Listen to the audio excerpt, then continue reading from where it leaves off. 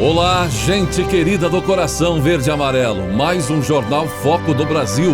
Compromisso com a verdade.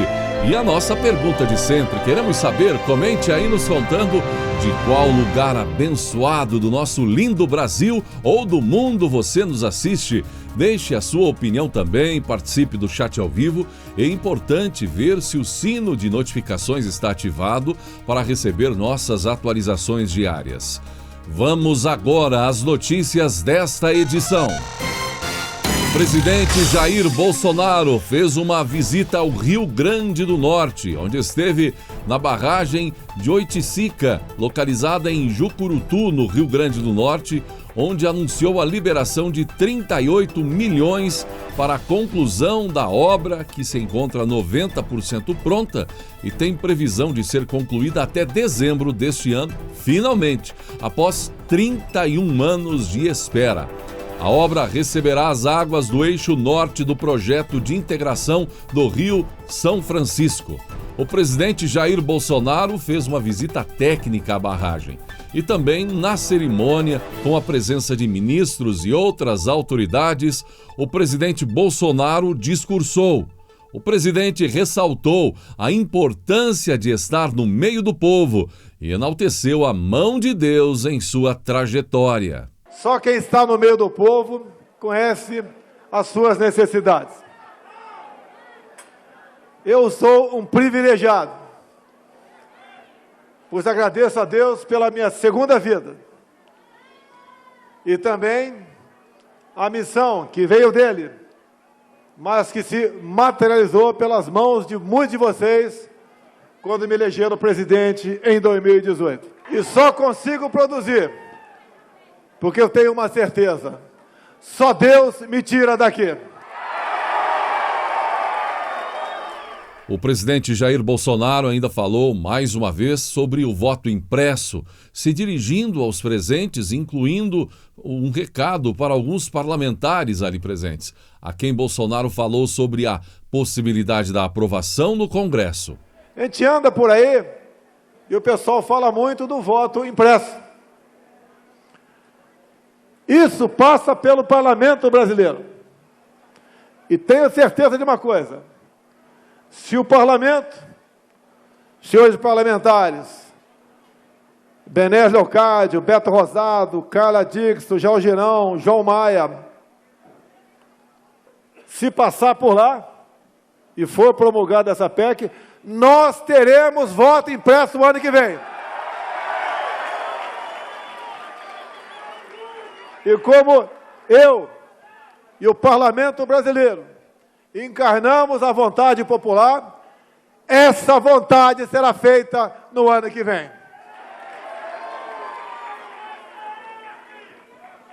Sempre ouvi que a democracia não tem preço. Temos recursos para comprar as urnas com as suas respectivas impressoras. O que a gente quer que o povo, após votar, tenha certeza que o voto vai para aquele presidente, governador, senador ou deputado. E para que essa pessoa possa efetivamente representá-la no parlamento. E o presidente Bolsonaro falou aos que estão tentando inventar casos de corrupção em seu governo. E para a tristeza de alguns poucos, um governo que está completando 2 anos e meio sem uma acusação sequer de corrupção. Não adianta inventar vacina, porque não recebemos uma dose sequer dessa que entrou na ordem do dia da imprensa ontem. Nós temos um compromisso. Se algo estiver errado, apuraremos. Mas, graças a Deus, até o momento, graças às qualidades, nossos ministros, não temos um só ato de corrupção em 2 anos e meio. Quem podia esperar isso daí? E após os momentos na barragem, o presidente Bolsonaro foi para Pau dos Ferros, também no Rio Grande do Norte, onde assinou a ordem de serviço para a construção do ramal do Apodi, obra que, a um custo de 938,5 milhões de reais, levará água a 54 municípios e beneficiará cerca de 750 mil pessoas no Rio Grande do Norte, Paraíba e Ceará. Só quem anda no meio do povo sabe das suas necessidades. Em nenhum momento, apesar de ter poderes para tal, eu fechei o comércio. Em nenhum momento eu fechei um botequim sequer. Estamos juntos e juntos prosseguiremos. Não adianta inventarem CPI para querer me tirar do poder. Lá, 7 senadores, tendo à frente Renan Calheiros,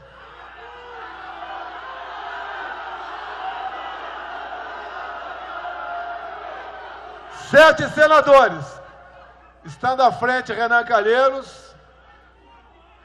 diz que eu não dou bom exemplo por questão da pandemia. Renan Calheiros, siga o meu exemplo, seja honesto, faça o que eu faço, venha para o meio do povo. Não tem culhão para isso. Uma só palavra, um só gesto meu contra a democracia se fez ouvir ao longo desses 2 anos e meio. E olha que me acusam de quase tudo. Até de comprar uma vacina que não chegou no Brasil. Ah, como eu sonho com uma imprensa que fale a verdade. Que até atinja a gente, mas que fale a verdade. Mas nós vamos chegar lá. Eles estão agora na fase do desmame.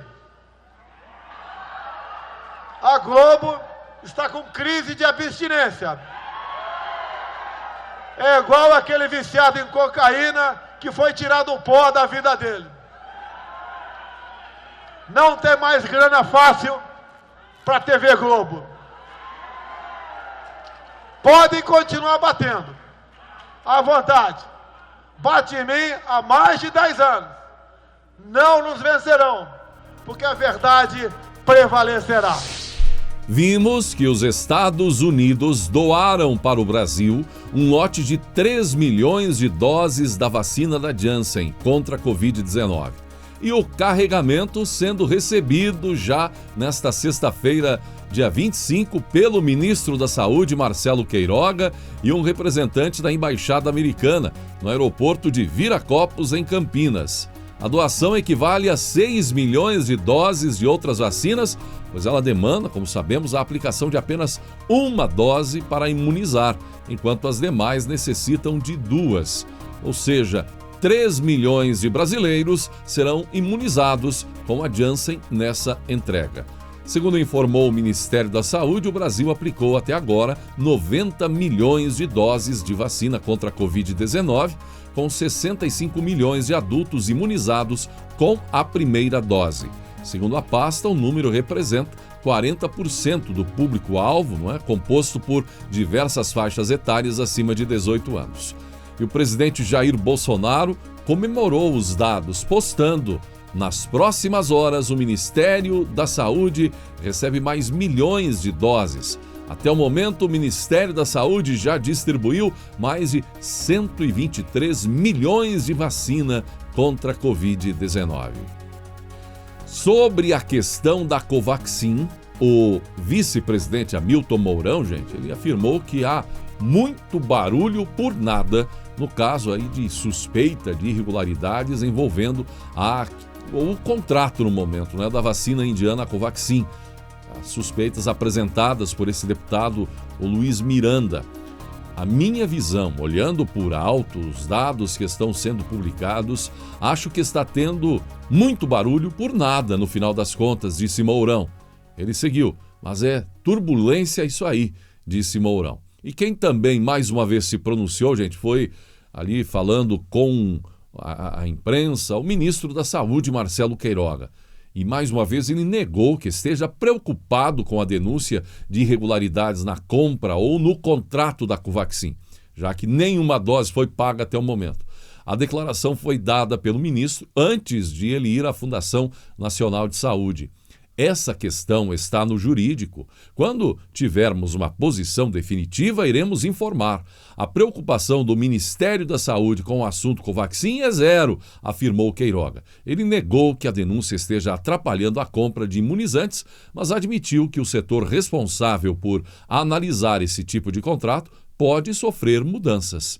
A minha função é conduzir o Ministério da Saúde e adquirir doses da vacina.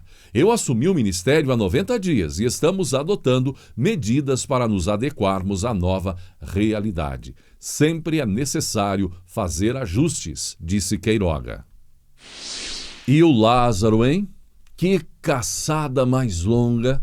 Um símbolo da decadência legal e jurídica deste país. Claro, um símbolo claro. Esse episódio que coincide com o momento onde a justiça brasileira sepulta o trabalho da Polícia Federal, do Ministério Público, sepulta o trabalho da própria justiça, enterra os esforços de procuradores, juízes, policiais, delegados, tudo por água abaixo. O trabalho da Lava Jato é enterrado de vez pela própria justiça, enterrando também a esperança dos brasileiros. Os brasileiros que esperavam, como nunca, que agora a justiça seria feita pelos e para os brasileiros e não a favor de corruptos. O caso do Lázaro é a mesma história, gente. Policiais que você vê aí por várias vezes colocando suas vidas em risco, colocaram as suas vidas ao longo dos últimos anos, não é? Por esse indivíduo, chegando a esses dias de caçada, risco de perder a vida esses policiais, e no fim das contas o risco sempre foi em vão.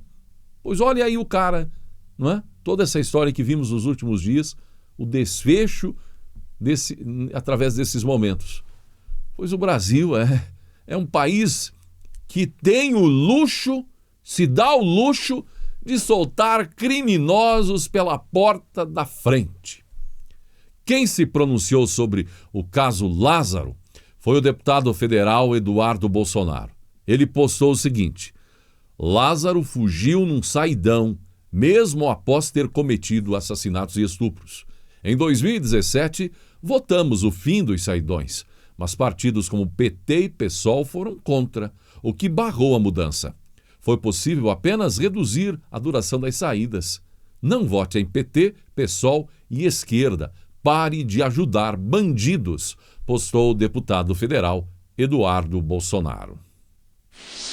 PSDB contra João Dória. Contra João Dória candidato?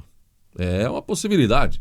Após a cúpula do PSDB definir as regras ali das prévias, que vão escolher o candidato do PSDB, o candidato tucano, ao Palácio do Planalto no ano que vem, tucanos avaliam que o governador João Dória é um problema. Ele até leva vantagem na largada devido à força do partido em São Paulo, o maior colégio eleitoral do país, mas enfrenta forte resistência nas bancadas da sigla no Congresso. Rivais do governador paulista já falam numa possível aliança entre adversários no partido, no ninho tucano, na reta final. Em caráter reservado, os aliados dizem, ali do governador Eduardo Leite, por exemplo, também do senador Tasso Gereissati e do ex-prefeito de Manaus, Arthur Virgílio, eles admitem que estão mais afinados e duvidam da força eleitoral do governador paulista, que recebeu 3% das intenções de voto na última pesquisa Datafolha sobre 2022. A leitura é que Dória carrega uma forte rejeição em seu próprio São Paulo, o estado que governa, e também tem uma ala quieta do PSDB que prega o partido sem nenhum candidato em 2022 à presidência, para aumentar, gente, os recursos do fundo eleitoral, fundão, para as campanhas nos estados, campanhas legislativas e estaduais, facilitando a construção de uma aliança de centro com a participação da legenda, mas não necessariamente na cabeça de chapa. Olha que há espaço aí até para esses tucanos se aliarem ao PT numa dessas, não é? FHC está ali se posicionando, não é? Encontro com Lula e tal. Então é possível que em 2022 tenha, de repente, até um Lula candidato com um tucano de vice. É uma chapa completa, não é? Você entendeu? E o ex-juiz federal Sérgio Moro afirmou que nunca restringiu a defesa de Lula nos processos que ele julgou na Operação Lava Jato. Moro se manifestou logo após ali o Supremo, a Corte, não é, confirmar pelo placar de 7-4 a decisão da segunda turma que declarou Moro parcial na ação penal do triplex do Guarujá. Os votos dos ministros Fachin, Barroso, Marco Aurélio e Fux, não reconhecendo vícios ou parcialidade na condenação por corrupção de Lula, correspondem aos fatos ocorridos e ao direito, diz ele. Diz Moro, nunca houve qualquer restrição à defesa de Lula, cuja culpa foi reconhecida por 10 juízes. Foi o que escreveu Sérgio Moro nas redes sociais. No julgamento, com maioria já formada em favor do petista, a Corte formalizou a vitória de Lula. E o petista se diz vítima agora de perseguição política, ficou fora das eleições de 2018, passou 580 dias na cadeia em razão de condenação imposta por Moro. A defesa do petista pretende estender a declaração de parcialidade de Moro às ações do sítio de Atibaia e do Instituto Lula. E os petistas já estão cantando em prosa e verso, contando aí que Moro deve ir para a cadeia. É isso aí, é o Brasil.